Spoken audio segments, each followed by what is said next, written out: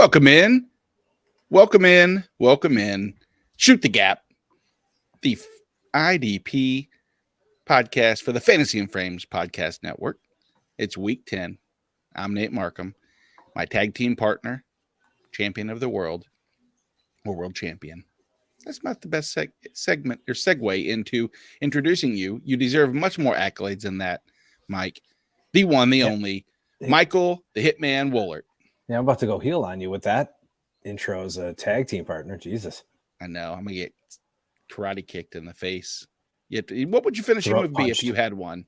Throat punch? No. I'll give you a throat punch. Oh, God, that would be my finisher. God, I'd love to do a stunner. That seems awful forced and not exactly, I don't know. Or actually something creative. Ember Moon actually had a really cool finisher. She was a woman wrestler. She had actually do it to the chair right now. Jump off of the top rope, flip, and combo RKO stunner. Oh, it was YouTube Ember Moon finisher. It was pretty badass. And then any Randy Orton RKO where I think his best of all time was on Evan Bourne. Evan Bourne did his shooting star 360 press, and he came up and caught him with the RKO right as he was coming down, and the visual was just so friggin' awesome. The videos where they put together all of him doing the RKO, all the people falling, that'd be one of my favorite things. It is my second favorite thing. His wife RKOing him is pretty funny. off this boat. Exactly. But the little video that our friend of the show, Craig, had put for us is my new favorite video, and we'll release a little bit of that. Speaking of Craig says the 3D was one of his favorite finishing moves as a old school wrestling fan. And by the way, Mike, she's in the AEW now, so tune on into the AEW. Maybe you'll see one of those. Ember Moon is in AEW now? Don't know. That's what Sean said, and I trust Sean. Seems to be on it. But the old Road Warriors, just on the shoulder, clothesline off the top rope. Just, I know it was basic. I know it was before all this pageantry, but it was about as devastating as possible. Foundation's finishing was pretty cool. Yes, it was. Unfortunately, speaking of devastation, let's jump right in to the news and notes, the weekly news segment. We have a lot of it, Mike. There's quite a bit going on. There was injuries across the board. It all sucks. Well, let's start with the one that hurts the most. Divine Diablo on the IR. Not sure for exactly how long. Minimum 4 weeks. That's a minimum. Minimum 4 weeks. That cuts right into the playoffs. Exactly. And with him coming back, so here's the question. Obviously, I think the answer is pretty simple, but playing time exclusively now for Martinez. He's the one you want. He came in, and I think he played 100% of the snaps after Diablo went out. Denzel Perriman maintained his same role. Played, I think, in between 70 to 75%. So he'll probably still be useful. We're getting into the point of the season where, if you're starting 3 or 4 linebackers, you're kind of forced to start somebody who's not necessarily a full-time guy, but Perriman, and even with 70 to 75 can still have some value. But I don't know I don't see how Luke Masterson is going to fit in yet. So, everybody's saying it's his, no, there's still Perriman and Martinez is there. So, Masterson still only saw 10 or 15 total snaps. Yeah. It's going to be those two. Yeah. I'm more excited for Martinez than anything, mostly because I've held on to him this long, which in some leagues has been I dropped him the week before. Yeah, I dropped him. Of course, I dropped Martinez the week before. Sure, exactly. You brought that upon, so thank you. You jumped on the mine for all of us Martinez long two holders. And what are you gonna do with Jonathan Abram, if you had him, who was recently, kind of shocking release by like I knew if you look at the last 2 weeks, the playing time, the snaps were cut down, but for a guy that's just contagiously injured, I just assumed that it was something banged up, and I didn't think it was play. And what's more shocking, him getting released or the Packers of all teams re-signing him until you look at the coaching, recognition? I think I guess technically, it's possibly he could play. I think he's already better than Darnell Savage, who's been trash. So I think he's automatically better. And just even going back to Vegas now, the guy that you probably want is probably going to be Duron Harmon. He came in to play, I think, Abrams' role, that combination deep and up on the box, and he even was the one calling the plays now. He's the one wearing the dot now. So in terms of like the pecking order, if you're going after guys, if you're worried about too many Raiders on defense, I'd probably prioritize Martinez, because Harmon has been kind of a full-time guy for the last several weeks. So nothing really changes for him except for the play calling role. Whereas Martinez basically is going from like 10 to 15% of the snaps to a full-time guy. And we've seen Martinez, he's a friggin' tackler. And I mean, he had 11 last week when he came in. So I'm prioritizing Martinez over really anybody else, especially if he's going to get that 3-down role. Yeah, I mentioned in my waiver wire article over at Fantasy and Frames that he was my priority if available. I mean, very rare, unless. Oh, he could be available. There's very much chance that he's available. Absolutely. Yeah. It's hard, like you said. And even Jorge had a good tweet. He's like, "Oh, well, you're lucky. She got drafted. Well, you know what? I'm not talking to you." Yeah, exactly. Then you're not my. I can't assume everybody's gone, and some of these guys are available. What are you gonna do? Don't look at me. Yeah, you want a 15% available linebacker to start in your league. I mean, at that point, good luck. You're picking up you're hoping that someone 3 weeks ago was like Darius Harris and he's still around, and they rotate linebackers in and out. Yeah, that's not the majority. You're in the minority, my friend. You need to find a different show or a different article to start reading, and or do your own work. Hey, how about that? Smarty pants. You're in such a deep league. I think you can do it yourself. Yeah. You know who's not smart, in my opinion? Xavier McKinney. I'm sorry. I know you're on the bye. I know going to Cabo, riding ATVs can be nice and leisurely and relaxing. But let me ask that to you, because I've seen both sides of that. You are a New York Giants fan. Your captain essentially decides to go to Cabo on his bye week, which he's allowed to do, and he breaks his hand doing something like an ATV. Are you on the side of when it's football season, you don't do anything potentially damaging, something stupid like that? Or are you saying, you know what, he could fall down the steps outside going to practice and break his hand? What's the difference? Yeah, I honestly don't really. You know what? I don't know. I think you need to. I think when you are in season, I think you really do. I have to remain consistent, because I was pissed at Myles Garrett for freaking flipping his car.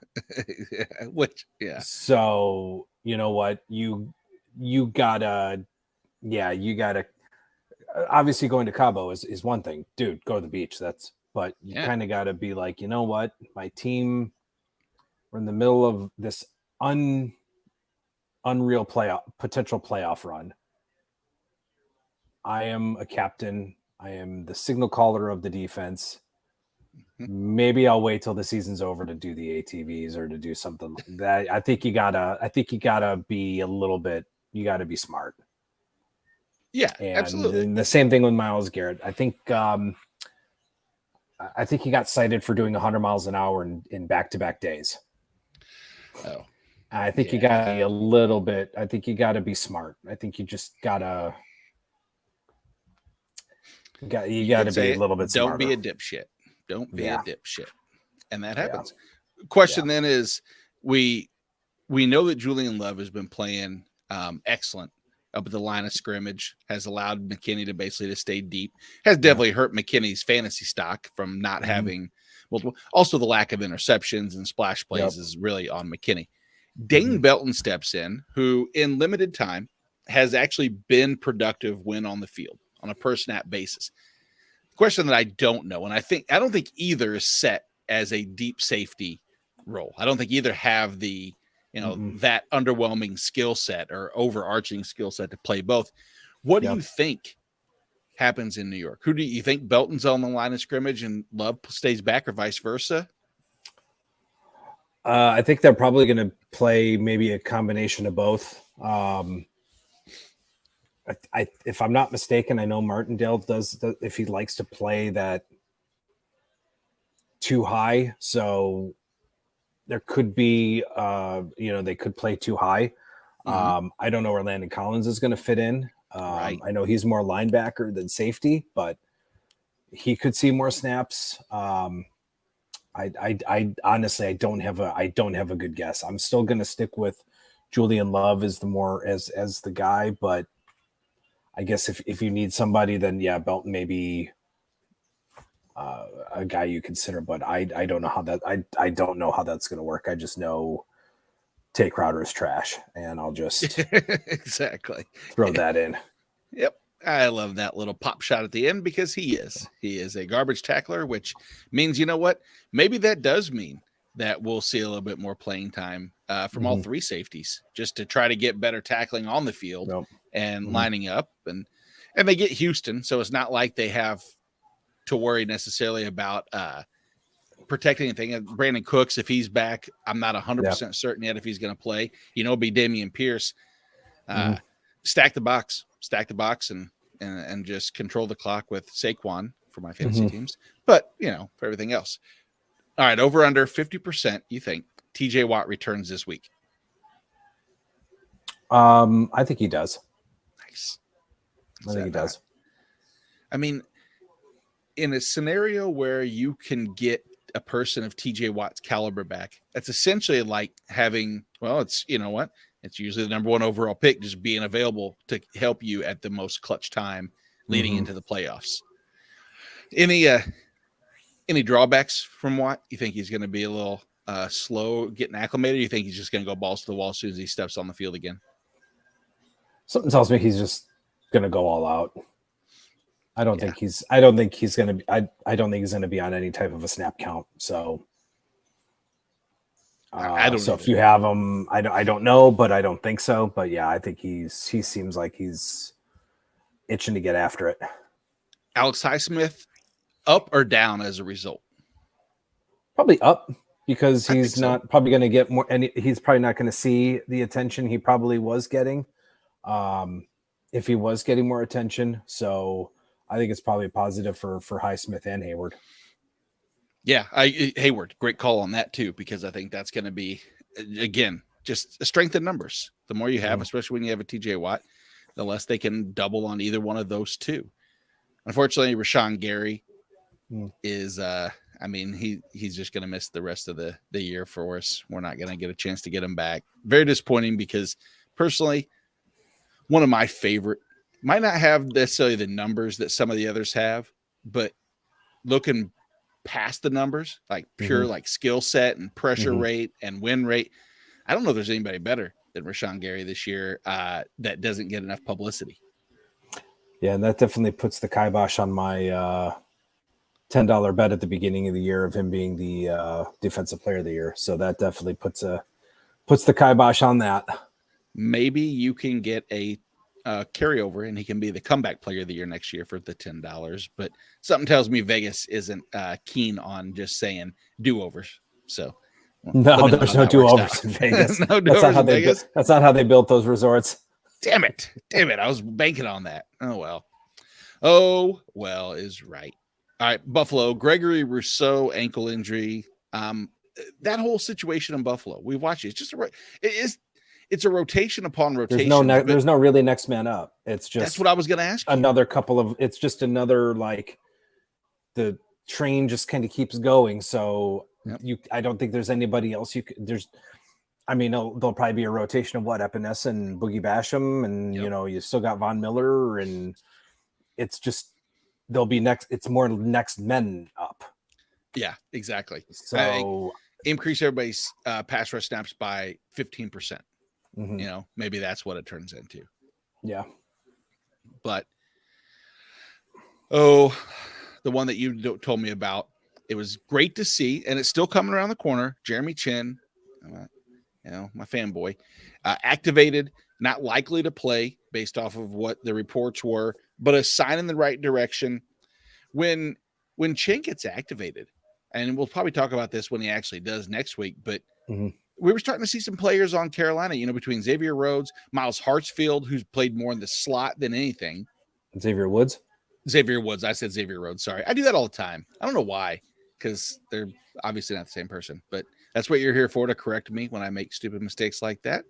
Thank you, tag team partner of the world. Well, sometimes I had to wait. Xavier Woods, not the New Day guy.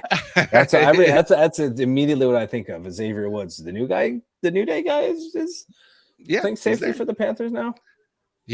And at the line, sometimes deep. Speaking of safety, Antoine Winfield Jr. Was in the concussion protocol, but I saw recently he actually got a practice in today. So there's a chance that he plays this week. I don't know how good of a chance, but as soon as he steps in, what do we think? I mean, I'll go with Keanu Neal. Does Keanu Neal have a role anymore? Like significant wise, or is he out? Or do they rotate with Mike Edwards? What's your rotation of that team? Neal has been, he's been pretty much a full-time guy. He's had, let's see, this is great for podcasts. Last week he had 100% of the snaps. And then he's been on the field for at least 80% of the snaps in four consecutive. So 3 being where he had 100% of the snaps. So 49% were up in the box last week. The tackles have been there.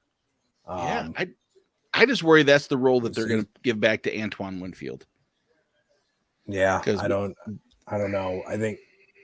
I don't know. Neal is still a physical player. He's still plays really physical. And that's then a secondary. I don't know.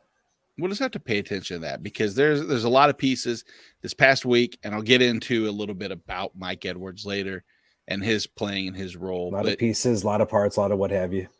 Exactly. Yeah. Widgets, if you will. Widgets.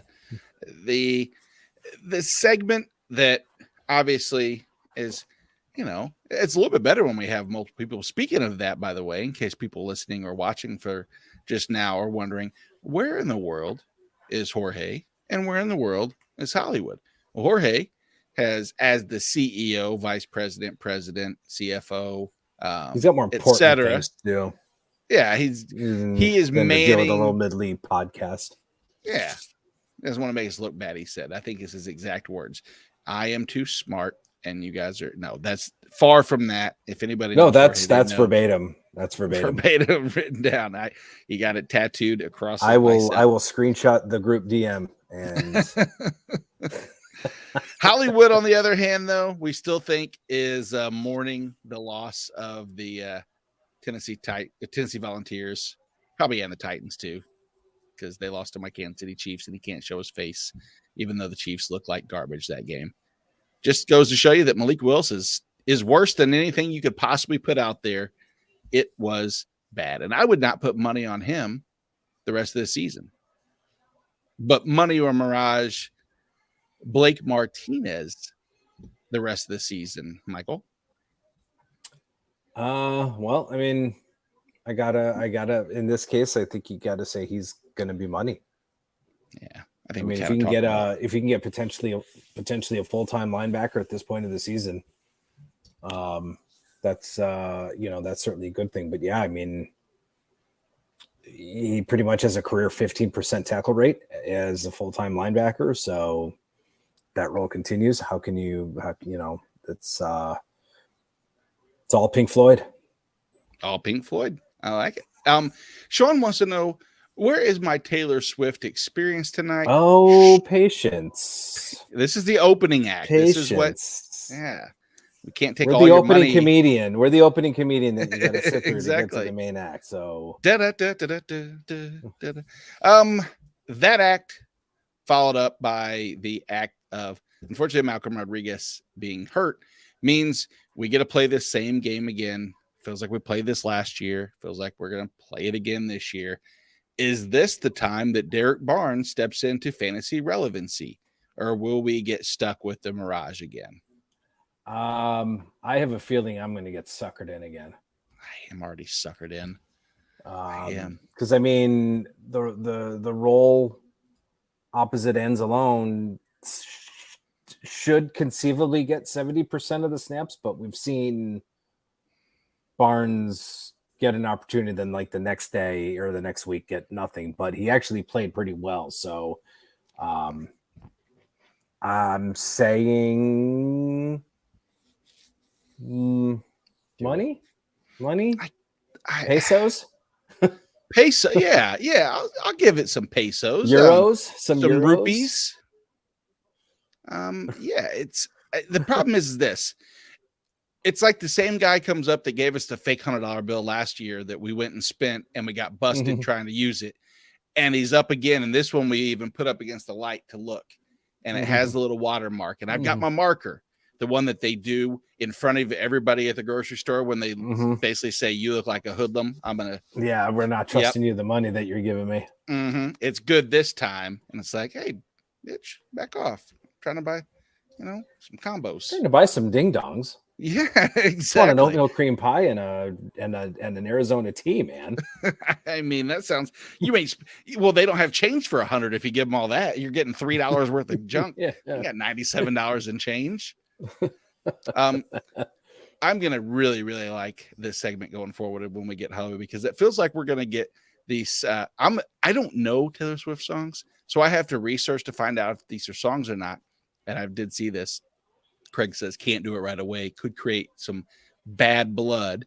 I don't have the music hits to everything of Taylor Swift, unfortunately. I believe she copyrights, and we have not gotten the sign off from her yet, but we will. Will you sign off, Mike, on Kingsley and Gbare now with the Rashawn Gary news out? Kingsley appears to be the next man up. Is there enough play there opposite Preston Smith to be viable or valuable? Yeah, I mean, who else right now is going? I mean, who else is there? I don't know if Dean Lowry's still on the team, but in looking kind of at the, I try not to take too much into depth charts, but he's at the top of the depth chart. So it's Preston Smith and Kingsley. So they're again kind of a mash unit in the on the line, on the edge rusher. So I mean, you've got Preston Smith and Gbare, and I think you got Jonathan Garvin. So yeah, it's not a good group. So yeah, I mean that's who I wrote up as the step in. Preston Smith's role is pretty much not changing much, obviously. So yeah, and Gbare is the guy that you're probably going to want that'll see that increase in snaps. Nice. And Mike, if you didn't happen to see the fourth, I caught it out of the corner of my eye. Did you?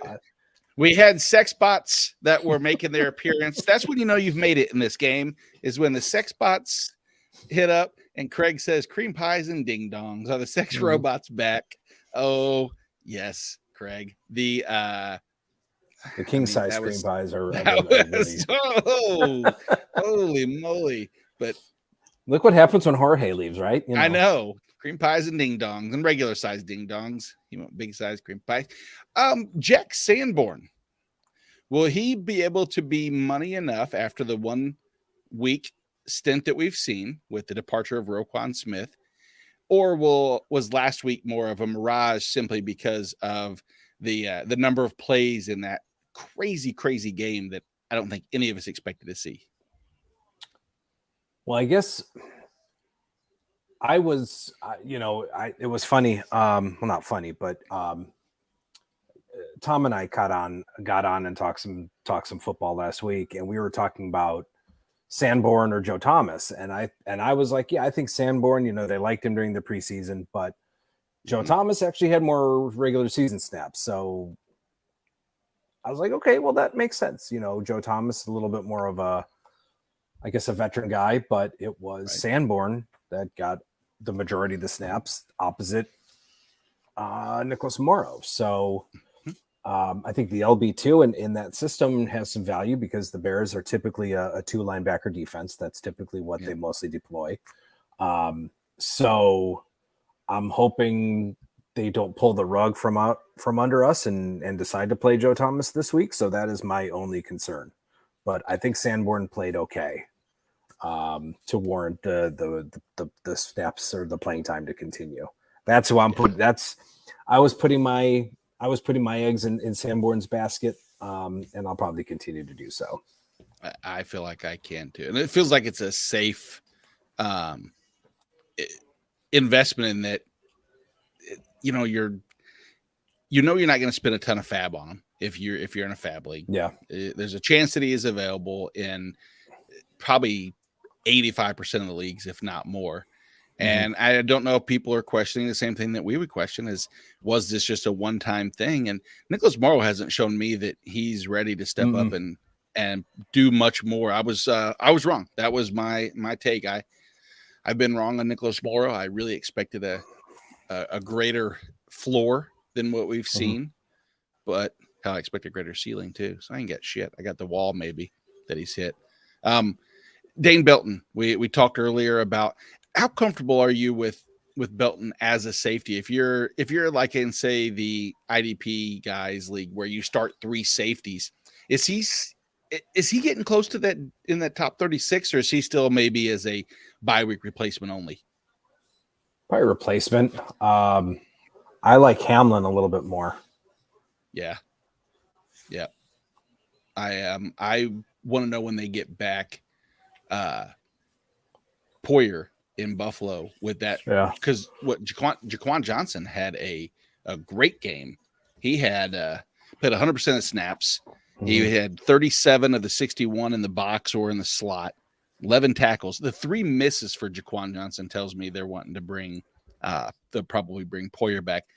Speaking of Hamlin, though, 11 tackles, 0 missed tackles. I mean, they just seem to get these guys. Terrell Bernard comes in and plays 99% of snaps and gets 8 tackles. Buffalo just it's the recipe for disaster, or for other teams, is when, despite all the injuries, and I know this was in a losing effort too, but that's the type of depth that you desire to build, is something to that effect. Speaking of depth, hell, look at, you lose Tracy Elliott or not Tracy Elliott, but Tracy Walker, and Deshaun Elliott steps up in Detroit, and then Kirby Joseph. Yeah, and Kirby Joseph comes from Illinois. I watched him play there.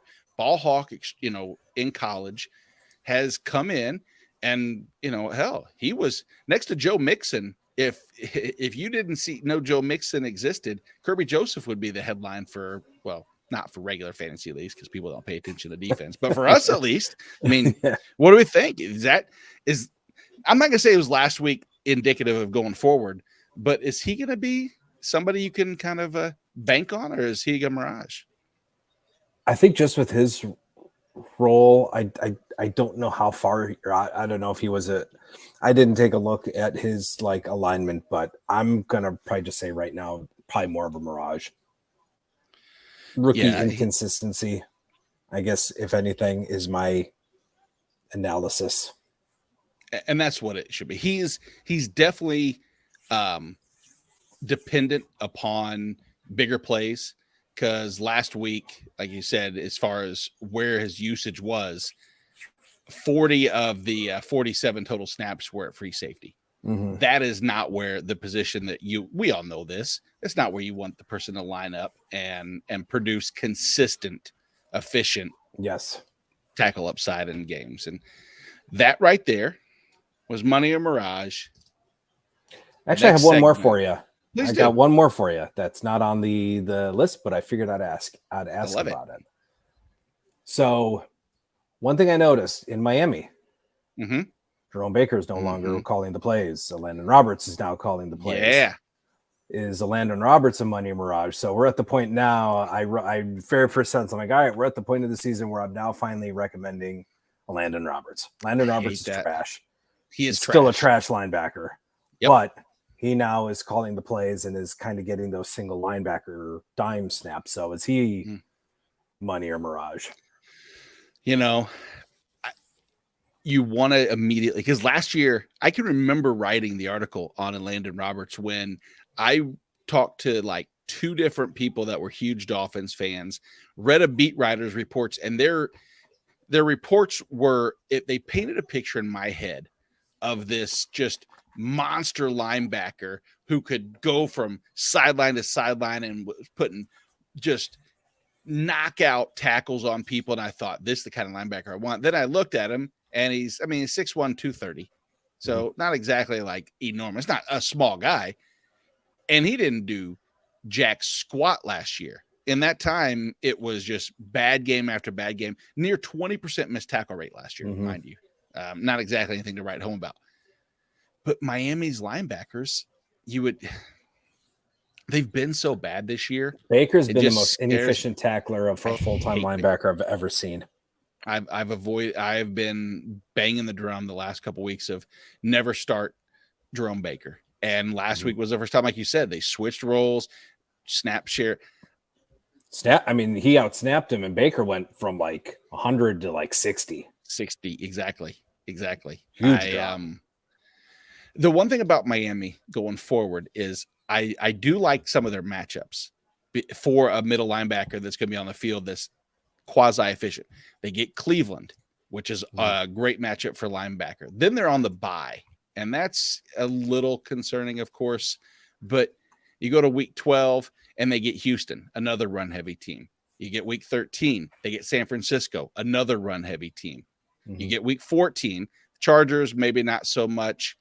And then 15 is Buffalo, and we get into the playoffs now, and it's the Packers, and week 17 championships New England. So I'm going to say, based on the playoff schedule, don't want to get too far ahead, he's going to be money. And we're in the Landon Roberts money again, and I hate it. Please tell me he's not. Say he's a mirage and call me stupid so I can just say you're right and you're smarter than me.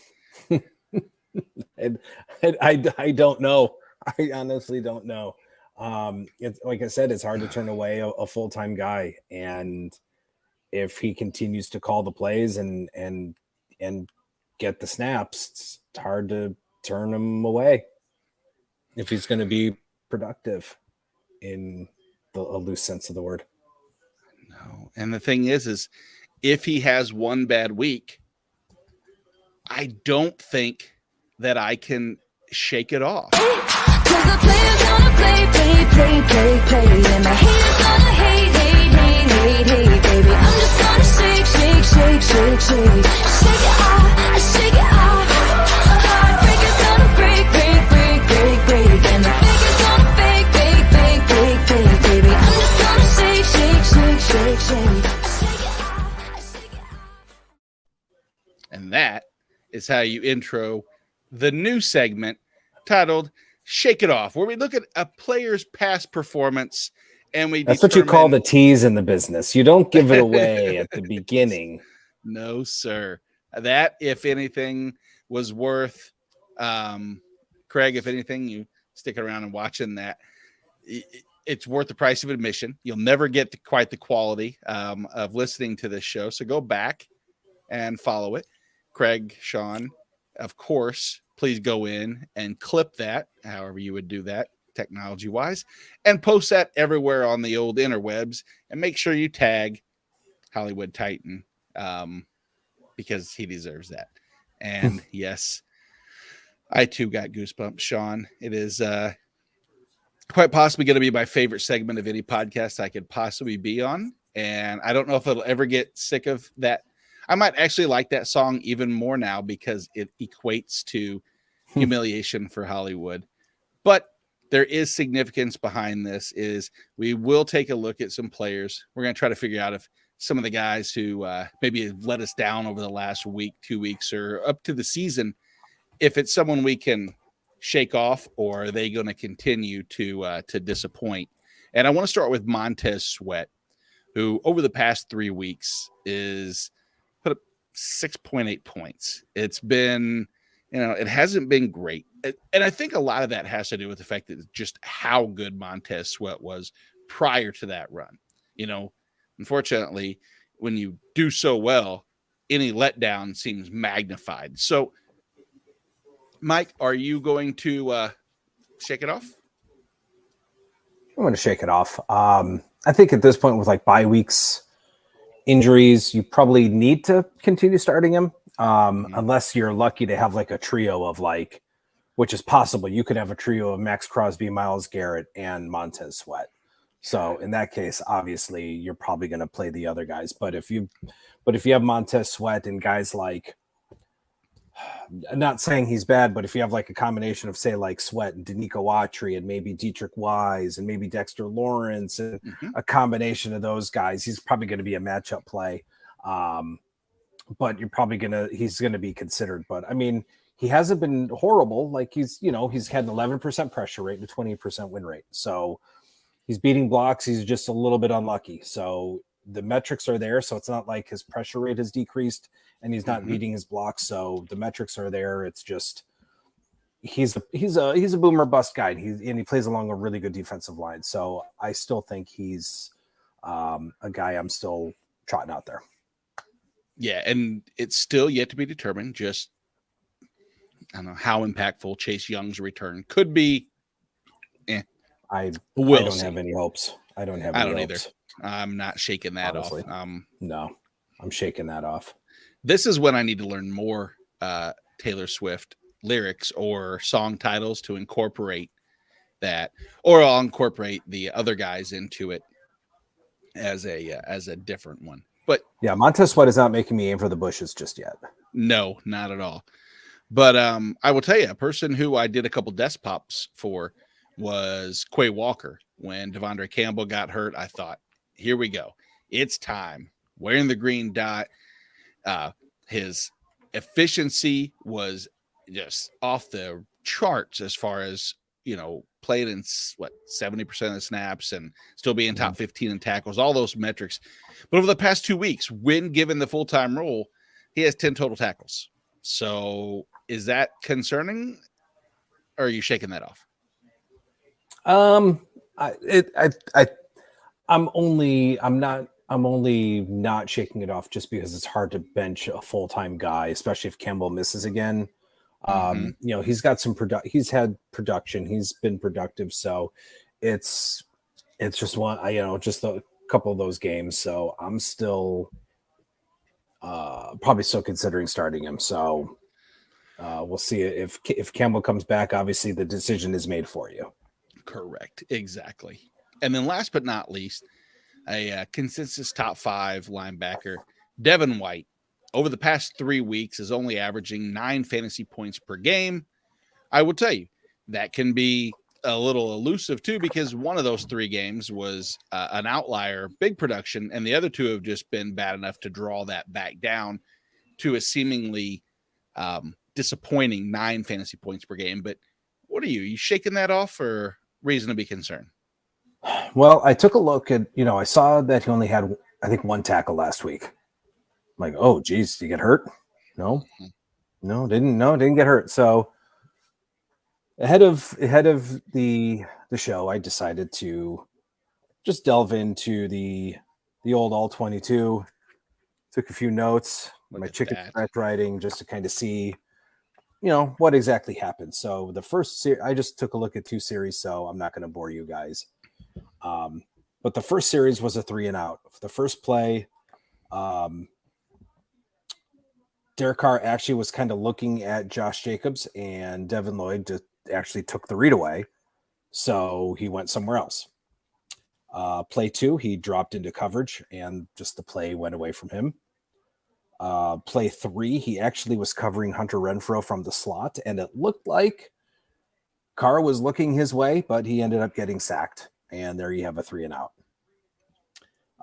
The second defensive series was 12 plays. So the second defensive series, there was 12 defensive plays.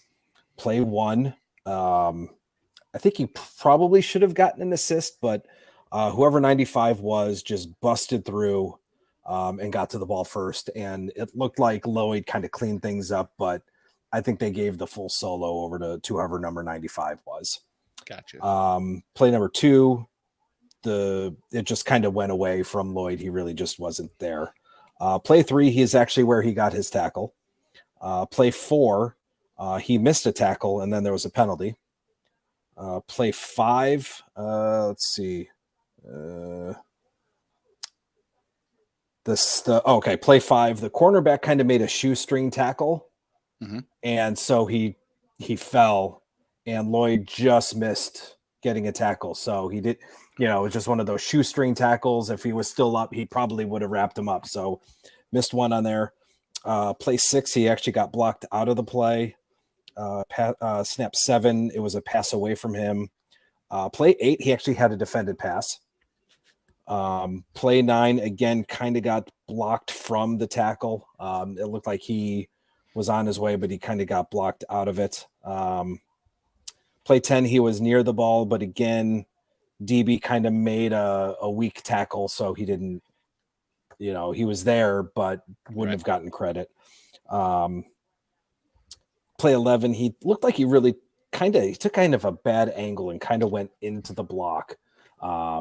So kind of a bad angle. He probably could have had a tackle there if he just kind of would have followed his instincts or would have flowed through the hole. And then play 12 was the long touchdown pass to Devontae Adams. So he probably, out of those 15 snaps, could have had probably another 2 or 3 tackles there, and that was pretty much probably the way the rest of the game went. So it was unfortunately just kind of one of those games. But yeah, those first 15 snaps, he was around, but a couple of unlucky plays happened around him. Yep. And I did. I think I said Devin White and Devin Lloyd. Clearly, they're back to back, and they shouldn't be probably, unfortunately. So what is your overall? Did you mean Devin White or did you mean Devin Lloyd? Because I looked at Devin Lloyd. I know you did. And Devin Lloyd's perfect because that's the question I want to know. And that's who everybody needs to know, because that is a concerning for someone who gets keep thrown into the top 10. Mm-hmm. Is it more for, going forward? Are we concerned? I think we could probably make a case for both of them. Are the Devins both concerning? And that's fair because the name Devin has not brought about good fortune at linebacker position. But that's what I think the point of this is, with the Shake It Off segment, is sometimes you can look at the numbers and look at the one tackle in Devin Lloyd last week and realize there was just, there were 6 other plays where he could have been involved. Mm-hmm. And didn't get an assist. He eliminated some plays. So I'm going to be excited to see going forward just exactly how that plays out. So speaking of plays, our play and fade segment, we'll jump into that. Hollywood, with him not able to join us tonight, had he was going to cover the defensive line. I think that a defensive line, I'll tell you a play that I have and I wrote about it over at Fantasy and Frames for our waiver wire pickup. And it's more of a defensive tackle. Hollywood would love this because he loves the defensive tackle leagues. Daquan Jones in what I think is one of the best matchups of the week. Granted, it's an interior lineman. It's not the situation that you typically want to invest in. In all fairness, it's pretty ugly, but that Buffalo rotation, like we said, they rotate enough. There's a good opportunity for him to get a matchup that I personally like on the interior. I think that if you're trying to go with an upside for a defensive tackle, it doesn't take much other than the offensive lineman lined up against you. And I'm trying to pull everything up here because unfortunately I didn't really have a ton of the defensive linemen. And I'll give you a little bit of time here, Mike, too, because if you have a defensive lineman that you want to fade or anything, feel free to jump in and let me know. But what's your take on this on the actual Buffalo game? I mean, do you think Josh Allen plays? I know this is an offensive question, and I'm going all over the place, but the UCL yeah, unfortunately, I hope I think you wouldn't want to, because boy, if you throw or make, I don't know how like throwing a football is compared to throwing a football is maybe a more natural throwing motion than a baseball. But I mean, if anything goes wrong, he can't like do those crazy angles. And if he like throws and if he like hits his arm against something, yeah, that's bad news. I mean, I don't know. I know Minnesota's a tough team. We talked about this earlier, is that you still need to win this ball game, especially with the Jets beating them. But we're not talking about Josh Allen. We're talking about the inefficiency of the interior for the Minnesota Vikings, because the one thing is on the season, and that if you look at guards, pressures allowed. If you had to take a guess, would you assume Ed Ingram, starting guard for the Minnesota Vikings, and Ezra Cleveland, the other starting guard for the Minnesota Vikings, are number 1 and 3 in pressures allowed? I would assume that by this point, Kirk Cousins would just be on the ground all the time, but their tackles have been effective. That's what leads me to Daquan Jones. Big roundabout way of getting back there. So in a defensive tackle league, if you're looking for an upside play, I'm going to focus on the interior lineman that has had good pressure win rate against weak guards on the season. I think those two are susceptible. I think the game's going to be a pass heavy game to some extent if they want to keep pace with the Bills, if Josh Allen plays. And I don't get a chance to recommend defensive tackles all that often. Feels kind of good, Mike. I kind of like switching it up on everybody. Yeah, I don't have a fade. It's okay. But a play, I think I got Christian Wilkins of the Dolphins. Ooh. Get your Browns, huh? Browns are third in points allowed to defensive tackles because they run a lot and they run right into the defensive tackles. Those are the guys that are right up front. So leads me to believe Christian Wilkins has a good chance for tackles this week. So in a tackle heavy format, I definitely like Christian Wilkins this week. I would say, without looking, based off of what I know about Christian Wilkins, I would have to guess he's probably 2 or 3 overall in tackles amongst all defensive tackles. Definitely defensive tackles, but across all defensive linemen, I would bet he's top 2 or 3 without knowing. And we shall see. And that's just a little guess. I don't know, but he's got 43 right now. That's pretty good. So I think that's pretty solid. So how about a linebacker, man? I'm sorry to get us off topic, and I should have just bypassed defensive tackle. I went long-winded way of talking about Daquan Jones. Sorry for listeners, you're never getting those minutes of your life back. But when Daquan Jones, like Javon Hargrave last week, blows up, you will be able to say, you know what, I heard Nate ramble about him for about a good 2 or 3 minutes that I'll never get my life back. So my play at linebacker is Fred Warner. I got him as my LB6 this week. He's got 5 games of 7+ tackles, 10+ tackles in 2 of the last 3 games, and has a 21.5% tackle rate over the last 3 games. The Chargers are 11th in points allowed to linebackers, and they are allowing about 23 tackles a game. 6 inside linebackers have produced 10 or more tackles against the Charger offense. As far as their offense goes, you think of Gerald Everett, you think of Austin Eckler. They're missing that deep threat with Mike Williams. So the Chargers have run 106 pass plays short left and 143 pass plays short right. Fred Warner has 267 snaps as a right side linebacker, inside linebacker, and middle linebacker. So, and 273 snaps as a left inside and a left side linebacker along with middle linebackers. So all of those short pass plays are going right into his wheelhouse. I don't know if Dre Greenlaw plays. He was limited, so it doesn't matter to me. But I think a lot of those short pass plays that the Chargers run, I think are going to find. I think Fred Warner is going to kind of be right there. So Fred Warner is definitely going to be my play, and I am fading Jeremiah Owusu-Koramoah. He may not even play. I don't know, but he's dealing with ankle and knee injuries right now. If he's active, I don't think he plays nearly a full-time role.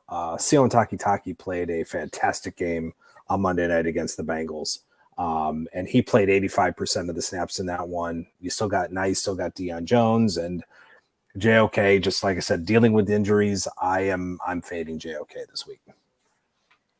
Yeah, it feels like those two of the names that we've kind of mentioned in some capacity. Like Fred Warner always kind of goes underappreciated, and he has one of these great matchups, and he gets the compliment.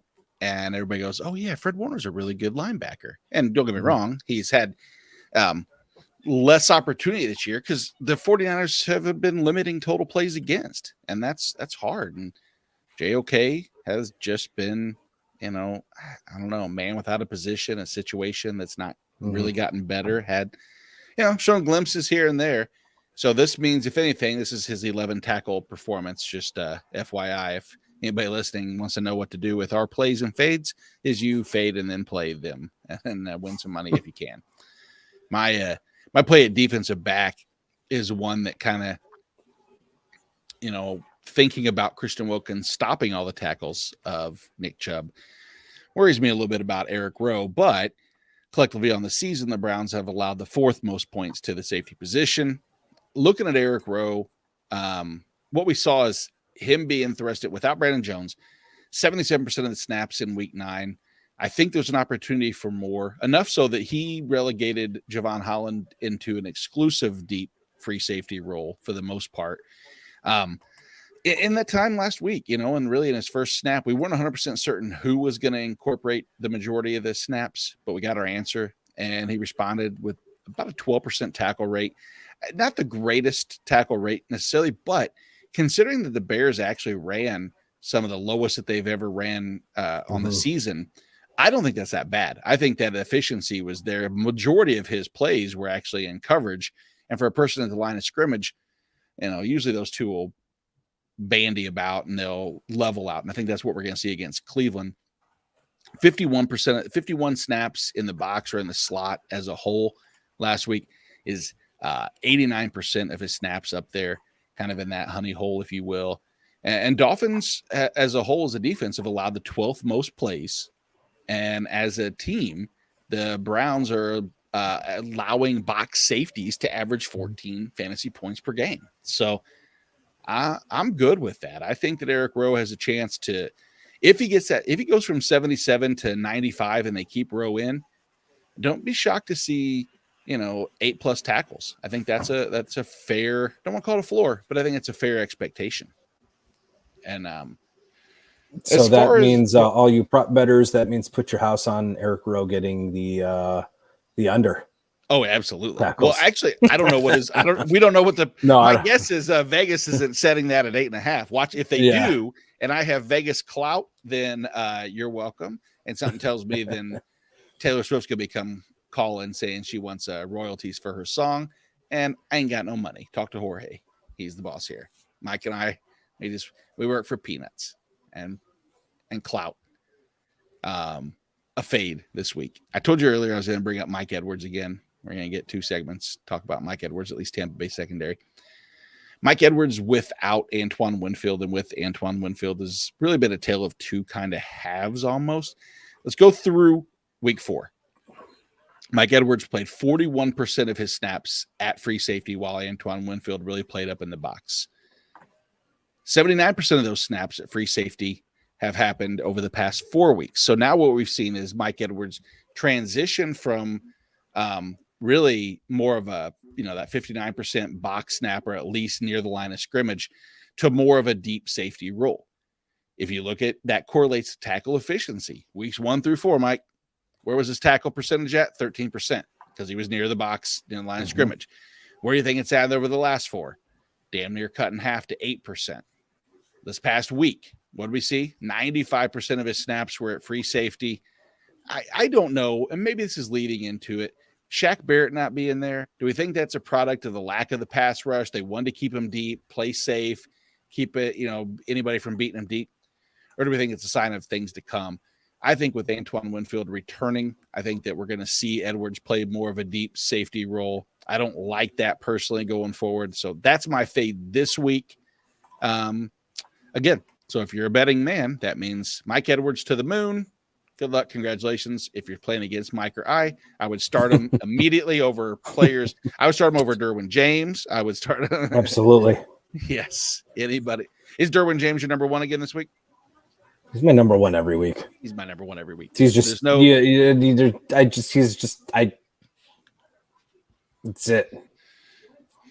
If the week that you or anybody else has a good argument for someone to be over him, please let us know, because I would love to entertain your reasoning and your rationale, and we're all ears. I'm all ears to hear who you're packing in your sack lunch for this week. Our success rate has been pretty good, I got to say, as a whole. So I'm intrigued to hear what you got this week. I'm going to go Brian Burns. Moves around, plays the right and left end equally. So he'll be on both Matthews and Caleb McGarry. I think Matthews and McGarry have both graded slightly average, below average in pass rush or pass blocking. They both allowed 3 sacks again. They both allowed 3 sacks. They've both given up near double-digit pressures total.